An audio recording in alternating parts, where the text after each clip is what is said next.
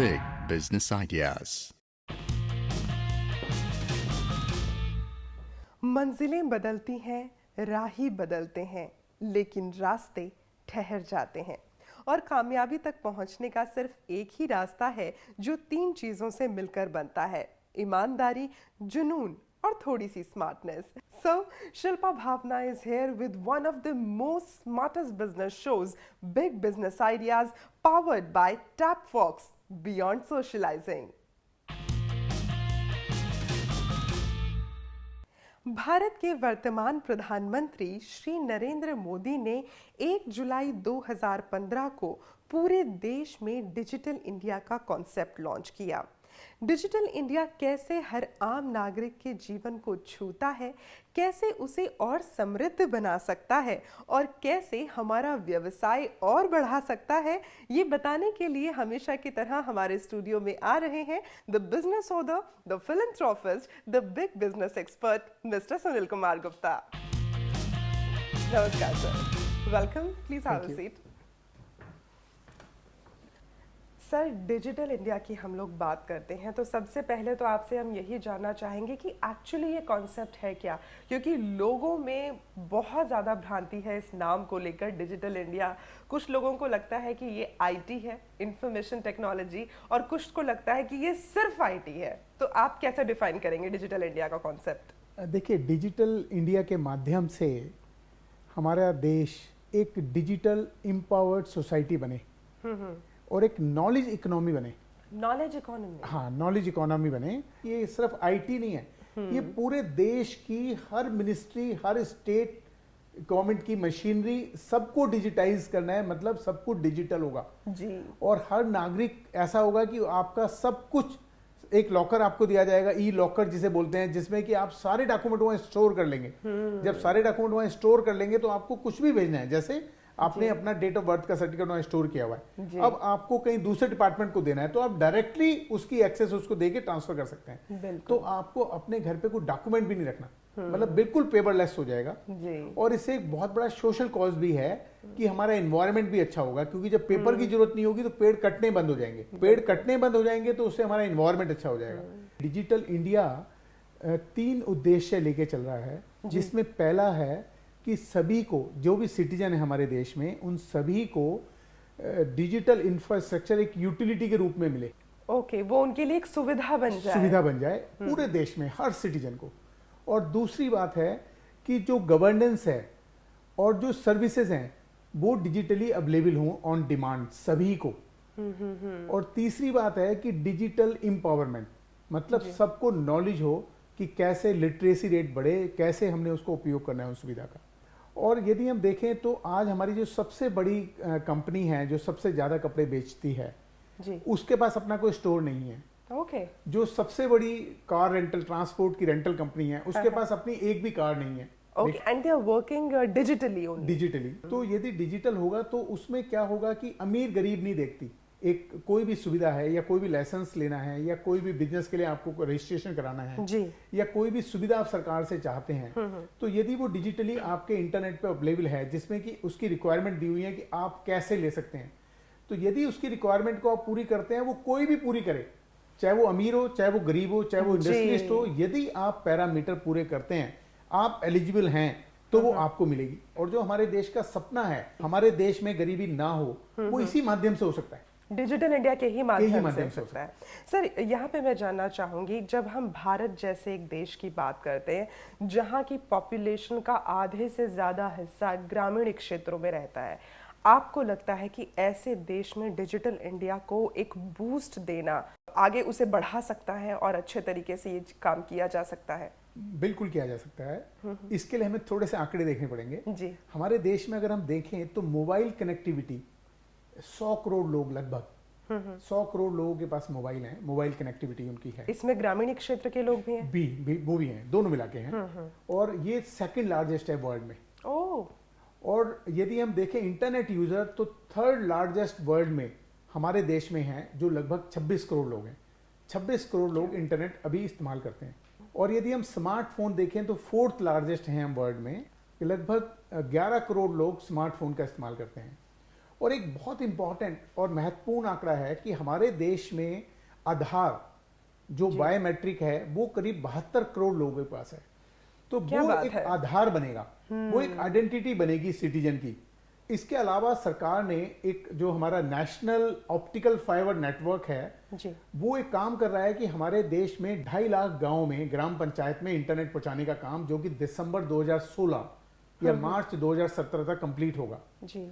उनकी कोशिश है 6 लाख गांवों तक पहुंचने की। क्या बात है। तो यदि वो जो हमारा नेशनल ऑप्टिकल फाइबर नेटवर्क जो काम कर रहा है, यदि वो सब गांवों में पहुंच गया, हर गांव में ब्रॉडबैंड कनेक्शन हो, इंटरनेट कनेक्शन हो, हर पंचायत के पास हो, तो आपको सारी सुविधाएं, सारी नॉलेज फिंगर टिप पे होगी। तो यदि वो आपके फिंगर टिप पे है, मतलब आपके पास नॉलेज का भंडार, पूरे संसार की नॉलेज आपके एक क्लिक पे है। बिल्कुल। हम लोगों ने अभी कुछ लोगों से बात की थी कि उन्हें डिजिटल इंडिया के इस कॉन्सेप्ट से क्या लगता है कि कितना ज़्यादा उनको फ़ायदा हुआ है या सोसाइटी को और कितना फ़ायदा हुआ है, आपको हम दिखाना चाहेंगे। Please have a look. हमने अपने जितने भी काम है थ्रू बैंकिंग कर दिए। Like we don't collect any fees, now it is deposit through the bank. So the load on my system is less collecting the finance. Now I have to organize my classes only because this is my core business. You see, this my core work here is not to collect fees. My core work is to run the classes properly.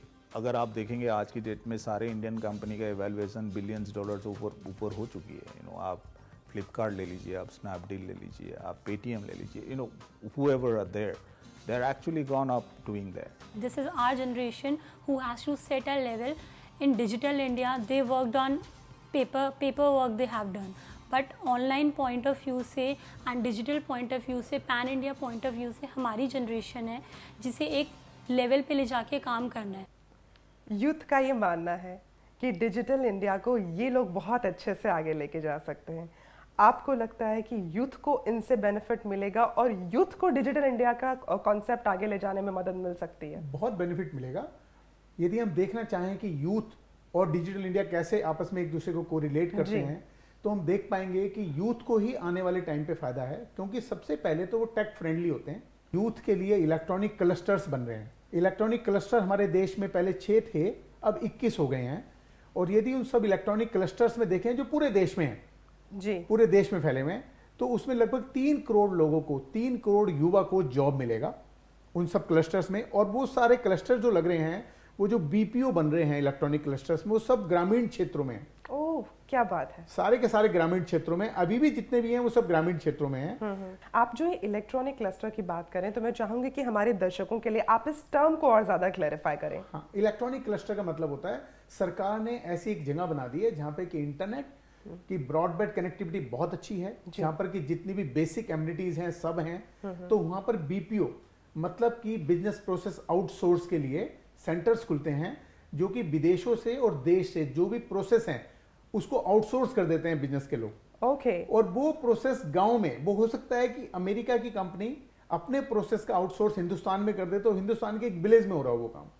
That means हमारे जो युवा हैं देश के, इनको बहुत ज्यादा फायदा होने वाला है डिजिटल इंडिया से। बिल्कुल ठीक बात है। और सरकार की स्कीम है कि युवा को आगे बढ़ाने के लिए वो चाहती है कि जितने भी ग्रामीण क्षेत्र हैं उसमें 10 करोड़ लोगों को वो एक ट्रेनिंग देना चाहती है आईटी की, जिससे कि वो सब मिलके देश को आगे बढ़ा सकें। बिल्कुल। और मुझे लगता है कि डिजिटल इंडिया के इस कैंपेन के साथ जब यूथ आगे मिल जाएगा, तो वाकई हमारे देश की तरक्की बहुत ही दुगनी रफ्तार से होने वाली है।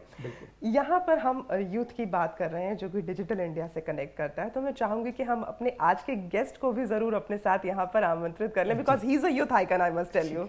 जी, आप दर्शकों को हम जरूर बताना चाहेंगे कि आज जो गेस्ट हमारे साथ स्टूडियो में आ रहे हैं हमारे सब्जेक्ट पर हमारे साथ वार्ता करने के लिए, I must tell you that he is a youth icon. He holds a masters degree in information and system from Sydney. He is the convener of Indian National Bar Association और सबसे बड़ी बात कि वो पूरे भारत के युवाओं को डिजिटल इंडिया के साथ जोड़ रहे हैं। We are gonna have with us Mr. Nachiket Joshi. Namaskar, sir. Welcome. Please have a seat. Thank you.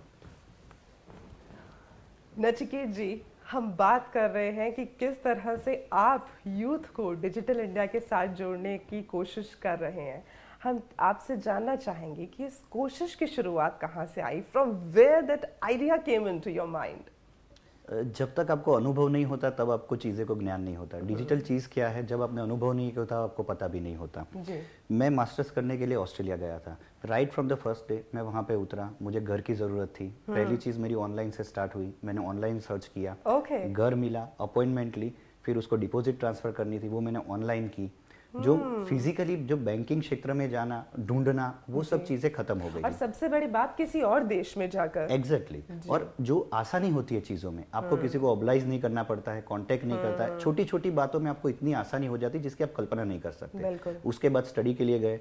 Study करने के लिए पहले ही जाके, जैसे मैं इंडिया से जा रहा था, मैंने सबको पूछा कि बुक कहाँ से लेनी पड़ेगी, कहाँ से खरीदते हैं फिजिकल, तो लोग हंसने लगे। फिजिकल बुक, सबने बोला कि ये तुम्हारा पासवर्ड है, ये आईडी है, और ये आईडी पासवर्ड डाल के तुम अपने जो असाइनमेंट्स है, बुक्स है, वो ऑनलाइन डाउनलोड कर सकते हो। Okay, so it's all e learning. Exactly. वहाँ पेपर तो बहुत से बहुत कम यूज करते हैं, फिर असाइनमेंट भी हमें ऑनलाइन ही टाइप करके उनको देना पड़ता है। तो इतनी आसानी हुई, तभी मैंने कल्पना की थी कि हमारे देश में भी ऐसी चीजें होनी चाहिए कि देश का युवा, जो देश का भविष्य है, उसको जितनी चीजें आसानी से मिलेगी, चाहे बिजनेस के लिए चाहे स्टडी के लिए, उतना वो प्रगति करेगा। और आज देश का सौभाग्य है कि इतने सालों के बाद श्री नरेंद्र मोदी देश के प्राइम मिनिस्टर बने, जिनके पास ये विजन है और हमें उन पे गर्व है। जी, डिजिटल इंडिया को सपोर्ट करना अपने आप में ही एक बहुत बड़ा बीड़ा है जिसको हम कह सकते हैं। आप कोशिश कर रहे हैं इसको यूथ से कनेक्ट करने की। अगर मैं आपसे पूछूं, आपको एज एन इंडिविजुअल कैसी दिक्कत या कैसी चुनौती का सामना करना पड़ा इस काम के साथ लोगों को जोड़ने के लिए, specially youth to the digital media? Generally मैं आपको एक सही बात बताऊं, यूथ और डिजिटल मीडिया, उनको जोड़ने के लिए कोई मेहनत नहीं करनी पड़ती, क्योंकि यूथ का जो कल्पना होती है, डिजिटल मीडिया उसका जवाब है। तो यूथ बहुत ज़्यादा ज्वाइन करने में कोई इतनी परेशानियां नहीं होती, पर जब वो रिलेटेड यूथ और सीनियर सिटीजन के बीच में आता है, वो लिंक अप आता है। क्योंकि आप कोई भी डिपार्टमेंट में देखें तो उसमें यूथ भी होते हैं और सीनियर सिटीजन भी होते हैं। वहाँ एक प्रकार का उनके बीच में क्लैश उत्पन्न होता है, क्योंकि जो सीनियर सिटीजन होते हैं वो कंप्यूटराइज नहीं करते। जनरेशन गैप जिसकी हम बात कर सकते हैं। एग्जैक्टली। पर जो नई जनरेशन है उसमें सीखने की चाह है, ये है, जो ऐसा नहीं कि पुरानी जनरेशन में भी नहीं है, पर एक प्रकार का डर घुसा हुआ है कि आईटी सिस्टम क्या है, जो बिल्कुल सामान्य है। जब वो डर को तोड़ के जो हमारे सीनियर लोग हैं वो यूथ के साथ मिलके वो एक दूसरे को सपोर्ट करेंगे, तभी देश आगे बढ़ पाएगा। क्योंकि एक्सपीरियंस चाहिए हमारे सीनियर सिटीजन का और एक जोश चाहिए हमारे यूथ का। सर, यहाँ पर आपसे जानना चाहेंगे कि जब हम लोग बात करते हैं दो पीढ़ियों को आपस में जोड़ने की, उसी में इतनी ज़्यादा मशक्क़त है। अगर हम बात करें गवर्नमेंट लेवल पर डिजिटल इंडिया को लोगों तक पहुंचाने की, तो वहाँ पर तो शायद और भी ज़्यादा मशक्क़त होती है, क्योंकि हमारे देश में ना सिर्फ अलग अलग पीढ़ियाँ हैं, बल्कि अलग अलग प्रांत हैं, अलग अलग भाषाएं हैं, अलग अलग धर्म हैं, जात हैं, सबको एक साथ जोड़ना गवर्नमेंट को कितनी चुनौती महसूस करनी पड़ती है? देखिए, गवर्नमेंट के सामने बहुत बड़े चैलेंजेस हैं। एक सबसे बड़ी बात है, गवर्नमेंट लेके चल रही है कि 6 लाख गाँव तक इंटरनेट पहुंचाना। जी। उसके लिए सबसे बड़ी प्रॉब्लम फंड्स की है। जो हमें कॉर्पस बनाना है, जो कि अभी हम स्टेजेस में बना रहे हैं, वो कॉर्पस क्रिएट करना एक सबसे बड़ी बात है। एक कोष बनाना पड़ेगा, एक कोष, बहुत बड़ा कोष चाहिए इसके लिए हमें।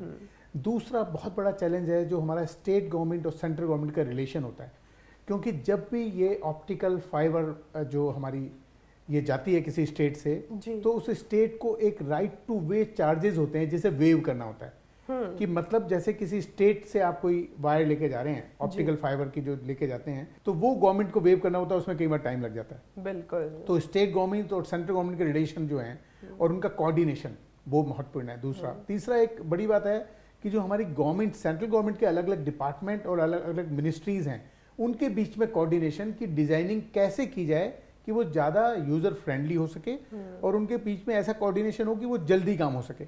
और एक बहुत बड़ा चैलेंज है कि जो बेसिक कम्युनिटीज़ हैं, अभी बहुत सारे स्टेट ऐसे हैं जहाँ पे कि बेसिक कम्युनिटीज़ नहीं है, जैसे वो बिजली नहीं पहुंची अभी तक। यदि हम देखें तो उसमें बिजली पहुंची है तो लोड शेडिंग बहुत है, 20 घंटे की लोड शेडिंग है।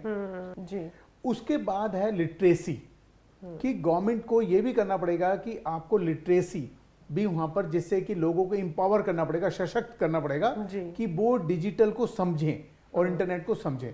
उसके लिए भी एक बहुत बड़ा चैलेंज है। जी, तो कहीं ना कहीं अगर देखा जाए कि अगर इन सभी चैलेंजेस को पूरा करते हुए गवर्नमेंट जाती है तो हमारे देश की एक ओवरऑल ग्रोथ होती है, सिर्फ डिजिटल के माध्यम से नहीं बल्कि हमारा देश वैसे भी बहुत सशक्त बनता है और हमारी जो देश की, जिसे हम कह सकते हैं, जो हमारे देश की रीढ़ की हड्डी है वो बहुत ज्यादा स्ट्रांग बनती है इससे। बिल्कुल ठीक बात है। डिजिटल इंडिया का मतलब ई क्रांति है। ई क्रांति में सभी कुछ होगा, जैसे ई एजुकेशन होगी, ई हेल्थ होगी, हेल्थ केयर मतलब सबको मिलेगी, तो इसी प्रकार से ई जुडिशरी भी होगी। जैसे आपने देखा है कि अभी बहुत सारे केस पेंडिंग है हमारे देश में, करोड़ों केस पेंडिंग है, तो उसमें भी लोगों को सुविधा हो जाएगी कि आपको विटनेस देनी है तो आप ई माध्यम से विटनेस दे रहे हैं, तो बहुत सारी सुविधा हो जाएगी। Are they reliable? हाँ, 100%। उसमें ई जेल कॉन्सेप्ट भी है, ई जुडिशरी कॉन्सेप्ट भी है, तो सारी कॉन्सेप्ट हैं जो कि इलेक्ट्रॉनिक प्लेटफॉर्म पे आ जाएंगे। ओके, आपने जो ई जेल की बात की है, मुझे लगता है कि हमारे दर्शकों के मन में भी बड़ी जिज्ञासा होगी ये जानने की कि ई जेल एक्चुअली है क्या? क्या घर बैठे बैठे जेल के बारे में आपको सोचना पड़ेगा? नहीं, क्या है इस बारे में आपको हम बताएंगे, लेकिन उससे पहले ले रहे हैं एक छोटा सा ब्रेक। देखते रहिए हमारे साथ big business ideas.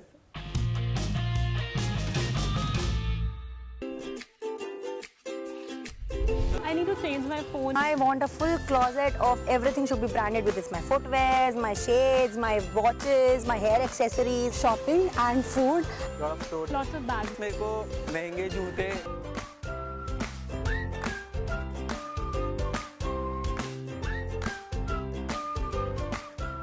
It is coming. आ रहा है।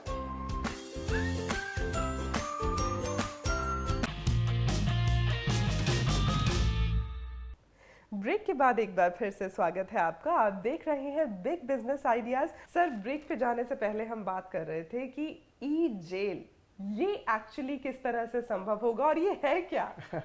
ई जेल का ये मतलब नहीं कि आप घर पे बैठेंगे या इलेक्ट्रॉनिक जेल होगी। इलेक्ट्रॉनिक जेल का मतलब है, डिजिटल जेल का मतलब है कि आपको पूरा डाटा, कितने कैदी, कितनी सजा।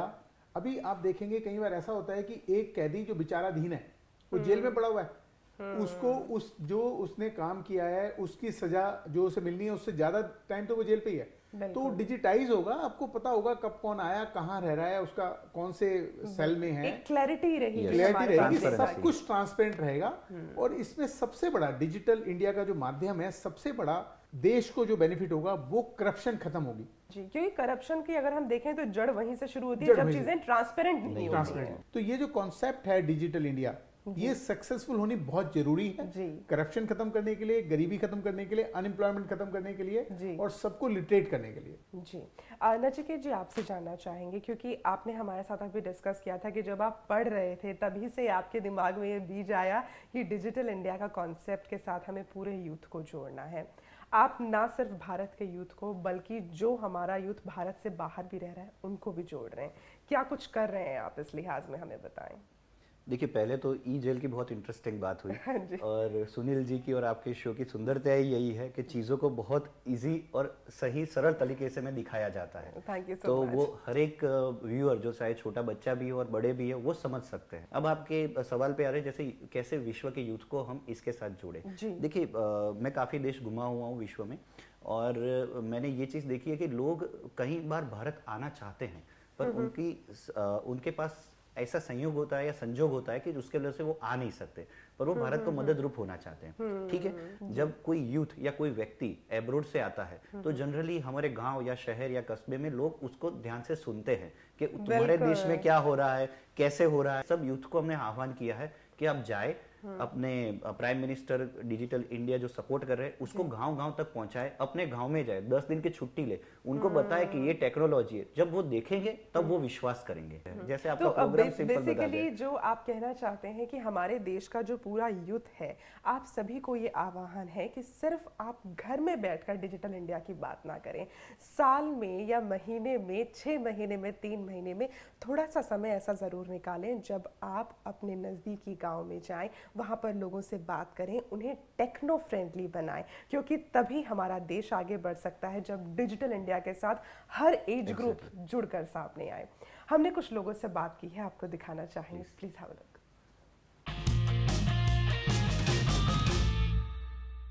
MSME का जो बजट है एडवर्टीजमेंट का वो इतना ज़्यादा नहीं होता क्योंकि वो बहुत छोटे लेवल पर काम करते हैं। तो सोशल मीडिया क्योंकि बहुत ज़्यादा लोगों को के पास एक्सेस है उसका, तो MSME उसका बहुत अच्छे से यूज़ कर सकती है अपना प्रोडक्ट, अपनी सर्विसेज उन तक पहुंचाने के लिए। पहले क्या होता था, अगर बंदे ने कोई बिज़नेस चलाना तो वो जगह देखता था, उसकी दुकान हाईवे के ऊपर हो या फिर बाज़ार के बीच में हो, कौन सी जगह पे होनी चाहिए। अब उसको ये सब चीज़ें सोचने की ज़रूरत नहीं है। वो किसी दूर दराज गाँव में भी बैठा है मगर उसके पास इंटरनेट अवेलेबल है, उसको नॉलेज है, समझ है उसके बारे में, तो वो अपना वर्ल्ड लेवल पे अपने आप को शो अप कर सकता है, अपने प्रोडक्ट को बेच सकता है। तो क्या लगता है सर आपको, एक छोटे उद्यमी के लिए, एक MSME सेक्टर के व्यवसायी के लिए डिजिटल इंडिया उनके बिजनेस को आगे बढ़ाने का एक बहुत बड़ा स्रोत बन सकता है? बिल्कुल बन सकता है। और ये जो डिजिटल इंडिया है बेसिकली विलेज और MSME सेक्टर को बहुत बड़ा फायदा पहुंचाएगा, क्योंकि वो लोग अभी तक अपने प्रोडक्ट को, अपनी बात को, अपनी सर्विसेज को लोगों तक पहुंचा नहीं पाते।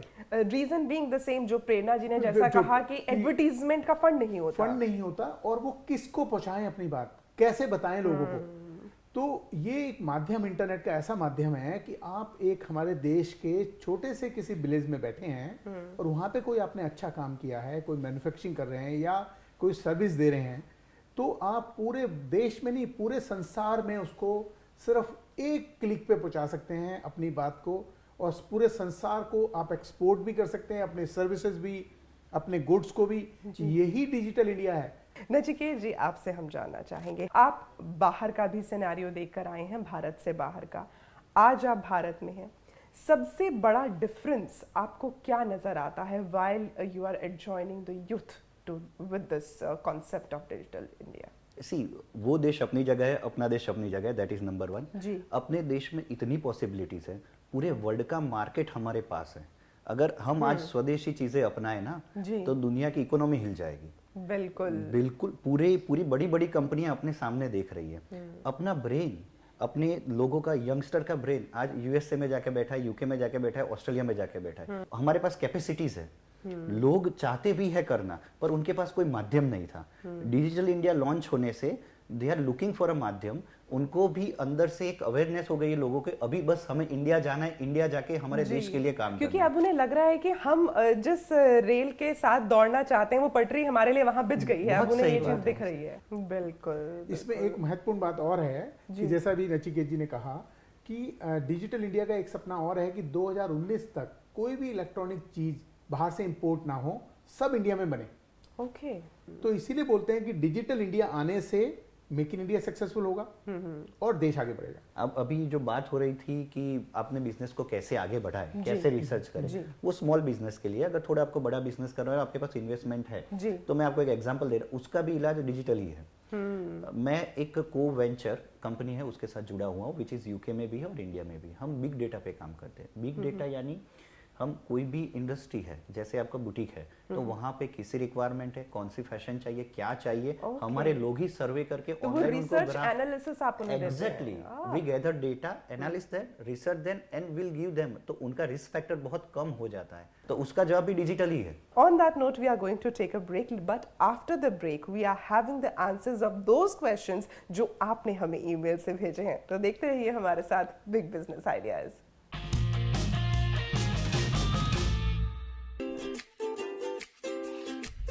I need to change my phone. I want a full closet of everything should be branded with this. My footwears, my shades, my watches, my hair accessories, shopping and food. Lots of bags. मेरे को महंगे जूते,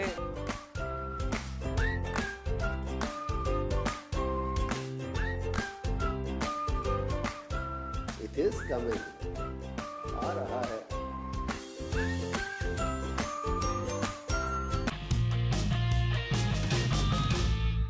break पे जाने से पहले हमने कहा था कि अब हम लोग जवाब देने वाले हैं उन सवालों के जो आप ईमेल के माध्यम से हम तक पहुंचाते हैं। First of all I would like to thank you all कि आपने हमारे बिग बिजनेस आइडियाज़ को इतना प्यार दिया है और आप लोगों के ढेरों ईमेल हम तक पहुंच रहे हैं, लेकिन क्योंकि उन सभी ईमेल्स को, उन सभी सवालों को प्रोग्राम में शामिल करना थोड़ा सा मुनासिब नहीं है, इसीलिए हम लोगों ने कुछ सवाल चुने हैं। तो सर, सबसे पहला सवाल आपके सामने है। दिल्ली दिल्ली से मनोज जी हैं। ये कहते हैं कि ये हमारा प्रोग्राम रेगुलरली देखते हैं, तो फर्स्ट ऑफ ऑल तो thank you so much for watching us regularly. इनका सवाल है कि हमने अपने पिछले एपिसोड्स में दिल्ली स्वरोजगार योजना के बारे में बताया है, जिसमें 5 लाख तक का लोन मिलता है। ये एससी कैटेगरी से बिलोंग करते हैं, अपना बिजनेस शुरू करना चाहते हैं, ये जानना चाहते हैं क्या ये एलिजिबल हैं इस लोन के लिए? बिल्कुल एलिजिबल हैं जी। और इनको Delhi state finance and development corporation में अप्लाई करना चाहिए जी। वहाँ से इनको लोन जरूर मिलेगा। ये अगला सवाल हमारे पास है, पंजाब से सुप्रीत कौर है। आप कहती हैं कि आप बैकवर्ड क्लास से हैं, अपना पार्लर ओपन करना चाहती हैं, तो क्या इनके लिए कोई एक ऐसी स्कीम अवेलेबल है जहां पर इन्हें लोन सस्ते दरों में मिल सके? बिल्कुल है, जरूर खोल सकते हैं अपना ब्यूटी पार्लर जी। उसके लिए Punjab backward class development and finance corporation है जो 1 लाख तक का लोन देता है ब्यूटी पार्लर के लिए। Very nice. हमारा अगला सवाल है, ये बिहार से शमशुद्दीन जी हैं और इनका कहना है कि मैं माइनॉरिटी क्लास को बिलोंग करता हूँ, मैं अपना एक बिजनेस शुरू करना चाहता हूँ, 1 लाख का लोन चाहिए पर मेरे पास कोई गारंटर नहीं है, क्या इन्हें लोन मिल सकता है? इनको अप्लाई करना पड़ेगा बिहार माइनॉरिटी वेलफेयर डिपार्टमेंट को। ओके। वो 1 लाख तक का लोन देते हैं जिसमें कोई गारंटी की जरूरत नहीं है। क्या बात है। नचिकेत जी, आपसे भी हम जानना चाहेंगे कि हम अगर उन भारतीयों की बात करें जो हमारे देश से बाहर रह रहे हैं लेकिन हमारी देश की ग्रोथ में वो कंट्रीब्यूट करना चाहते हैं, तो देश से बाहर रहकर वो कैसे देश की आत्मा को और समृद्ध करने के बारे में सोच सकते हैं या क्या कदम उठा सकते हैं उसकी तरफ? देखिए, इसमें बहुत ही आसान चीज़ है जी। इंफॉर्मेशन टेक्नोलॉजी की वजह से आज व्यक्ति कोई एक कंट्री का सिटीजन नहीं रहा, वो ग्लोबल सिटीजन हो गया है। जो इंडिया से बाहर रह रहे हैं, इंडियन ओरिजिन के लोग हैं, आज मैं हर 6 व्यक्ति में 1 व्यक्ति भारतीय है या भारतीय मूल का है, ठीक है। तो भारत की पकड़, भारत के दिमाग की पकड़ पूरे वर्ल्ड में है। अगर ये भारतीय एक साथ आ जाए तो भारत को महासत्ता बनने से कोई नहीं रोक सकता। उनके लिए उनको एक ही चीज़ करनी है, जितने भी व्यक्ति अपने यहाँ रहे, एक स्वदेशी चीज़ जो भारत में बनती है, भारत के रूरल एरिया में बनती है, चाहे कोई भी कपड़ा हो, चाहे कोई भी मशीन हो, चाहे कोई भी उनकी जीवन जरूरियात की चीज़ हो, चाहे ये कब भी हो, वो सिर्फ ऑनलाइन ऑर्डर करे अपने देश में बैठे बैठे। हर एक व्यक्ति साल में 1 करेगा तो भी अपने देश की इकोनॉमी अगले साल देखिए कहाँ से कहाँ पहुँच जाती है। क्या बात है। और हमारी पूरी ये उम्मीद है कि ये आपने जो कहा ये बहुत जल्दी सच हो। सर, जाने से पहले जैसे कि हमारी रिवायत है, आपका बिजनेस मंत्र हम जरूर लेते हैं हमारे सभी उद्यमियों के लिए जो अपने व्यवसाय को आगे बढ़ाना चाहते हैं। आज के लिए आप क्या बिजनेस मंत्र देना चाहेंगे? मैं कहना चाहूँगा सभी दर्शकों को कि टेक्नोलॉजी के माध्यम से आप अपने सपने को हकीकत में बदल सकते हैं। बिल्कुल, क्या बात है। और ये वाकई सच है कि सपने हम सभी लोग देखते हैं, उसे हकीकत में परिवर्तित भी करना चाहते हैं, लेकिन कभी कभी हमें ज़रिया नहीं मिल पाता। आज ये ज़रिया हमारे पास है, हमारे सामने है टेक्नोलॉजी के माध्यम से, तो उसका पूरी तरह से फ़ायदा उठाइए और अपने देश को, अपने घर को, अपने समाज को सशक्त बनाइए। Thank you so much sir, आपने बहुत ही अच्छी इन्फॉर्मेशन हमारे दर्शकों के साथ बांटी। And thank you so much Nachiket ji. हमारे पास आपके लिए छोटा सा gift. We hope you remember big business ideas always. तो हमारी तरफ से ये छोटा सा गुडी बैग आपके लिए। Thank you very much. Thank you so much.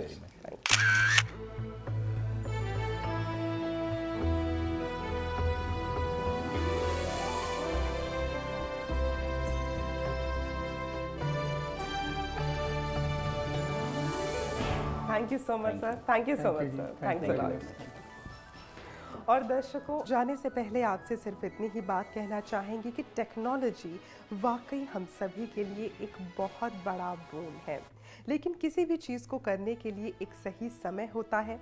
ये शायद वही एक सही समय है। तो टेक्नोलॉजी का सही इस्तेमाल कीजिए, अपने व्यवसाय को आगे बढ़ाइए और अपने देश को, भारत को सशक्त बनाइए। आज के लिए शिल्पा भावना आपसे इजाज़त ले रही है। अगली बार फिर होगी आपसे मुलाकात with your very own program big business ideas powered by tap fox beyond socializing. Thank you so much. जय हिंद। Big Business Ideas.